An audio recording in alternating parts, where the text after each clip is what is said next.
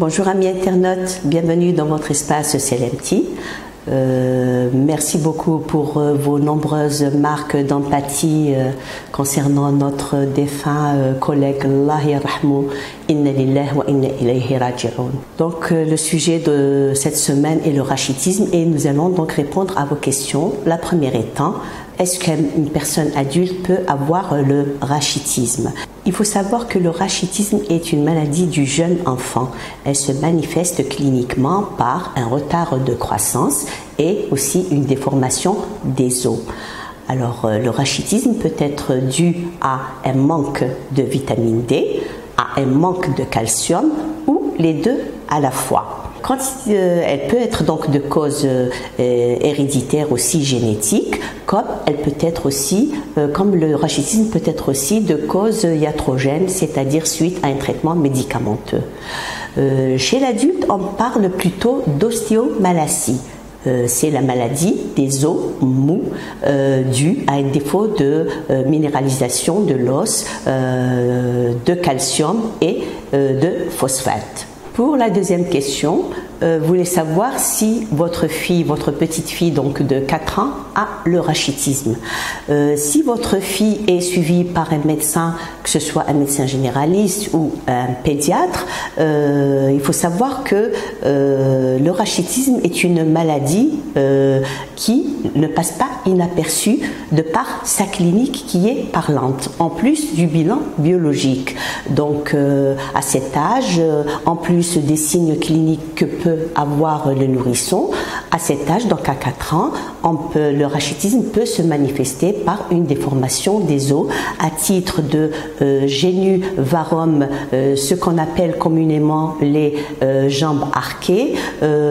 Ça peut être aussi le génu valgum, ce qu'on appelle aussi les jambes X. Ça peut être aussi le coxa-vara, qui est donc une horizontalisation de l'articulation fémorale. Ça peut être aussi une déformation prononcée de la colonne vertébrale, ce qu'on appelle aussi la kyphose, ou encore les fameux pieds plats. Concernant la troisième question, votre neveu a le rachitisme et pourtant c'était un beau bébé bien portant à la naissance et exclusivement nourri au sein pendant une année.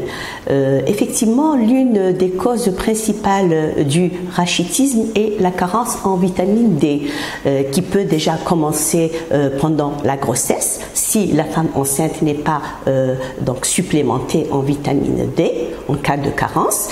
Cette carence va se poursuivre pendant l'allaitement si toujours la maman n'est pas supplémentée en vitamine D, et ensuite elle va se manifester, donc le rachitisme va se manifester chez le nourrisson qui aussi n'est pas ou peu supplémenté en vitamine D. Donc vous comprenez bien que l'allaitement maternel est très important.